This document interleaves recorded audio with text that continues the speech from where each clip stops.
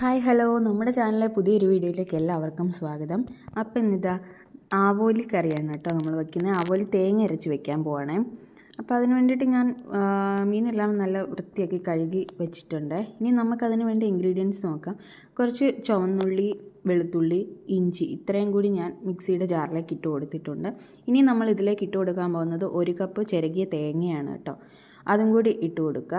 ഇനി ഇതിന് ശേഷം നമ്മൾ ഇട്ട് കൊടുക്കാൻ പോകുന്നത് പൊടികളാണ് കേട്ടോ. പൊടികളൊക്കെ ഞാൻ എന്താ പറയുക, ചൂടാക്കുകയൊന്നും ചെയ്യുന്നില്ല, പച്ചയ്ക്ക് തന്നെ അരയ്ക്കാൻ പോവുകയാണേ.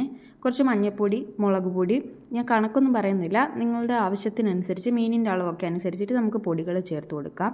കുറച്ച് മല്ലിപ്പൊടിയും ചേർത്തിട്ടുണ്ട്. ഇനി ചേർക്കാൻ പോകുന്ന ഒരു ലേശ ഉലുവാപ്പൊടി, ഒത്തിരി ആയി പോകണ്ട, കയ്പ്പായിപ്പോൾ ഒരു നുള്ളു ഉലുവാപ്പൊടി, പിന്നെ ആവശ്യത്തിന് വെള്ളവും കൂടി ചേർത്തിട്ട് നമ്മൾ ഇതിനെ ഒന്ന് നന്നായിട്ട് മഷി പോലെ ഒന്ന് അരച്ചെടുക്കാൻ പോവുകയാണേ.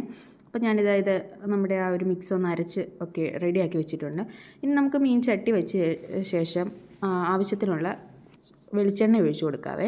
വെളിച്ചെണ്ണ ഒന്ന് ചൂടായി വരുന്ന സമയത്തേക്ക് നമുക്ക് കുറച്ച് ഉലുവ, പച്ച ഉലുവ നമ്മൾ ചേർത്ത് കൊടുത്ത് അതൊന്ന് പൊട്ടി വരുന്ന സമയത്ത് നമ്മൾ കടുകൊന്നും ചേർക്കുന്നില്ല കേട്ടോ, ഉലുവ മാത്രമേ ഞാൻ ചേർത്തിട്ടുള്ളൂ.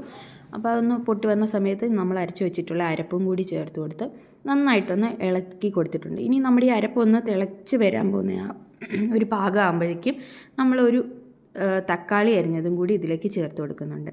ഇനി ആ പുളിക്ക് ആവശ്യമായിട്ടുള്ളത്, തക്കാളി നമ്മൾ ചേർത്തിട്ടുണ്ട്, എന്നാലും തക്കാളിക്ക് അത്രയ്ക്ക് പുളി ഇല്ലാത്ത തക്കാളിയാണ് കേട്ടോ. അതുകൊണ്ട് ഒരു 3 കുടംപുളി ഞാൻ വെള്ളത്തിൽ ഇട്ട് വെച്ചിട്ടുണ്ടായിരുന്നു, 3 കഷ്ണം അതും കൂടി ഇട്ട് കൊടുത്തിട്ടുണ്ട്. ആ വെള്ളത്തോടു കൂടി തന്നെ നമ്മുടെ ഈ അരപ്പെല്ലാം ഒന്ന് നന്നായിട്ടൊന്ന് തിളച്ചൊന്ന് വരുന്ന ടൈമിൽ വേണം നമ്മൾ മീൻ കഷ്ണങ്ങൾ ഇട്ട് കൊടുക്കാൻ വേണ്ടിയിട്ട്. നമ്മുടെ അരപ്പൊക്കെ തിളച്ച് വന്ന സമയത്ത് ഞാനിത് ആ മീൻ കഷ്ണങ്ങൾ ഓരോന്നാക്കി ഇട്ട് കൊടുത്തിട്ടുണ്ട്. ഇനി നമ്മുടെ മീൻ കഷ്ണങ്ങളെല്ലാം ഒന്ന് ഇട്ട് ഒന്ന് അറേഞ്ച് ചെയ്തതിന് ശേഷം നമ്മളൊന്ന് ഇളക്കി എല്ലാം ഒന്ന് യോജിപ്പിച്ചൊക്കെ ഒന്ന് വയ്ക്കുന്നുണ്ട്.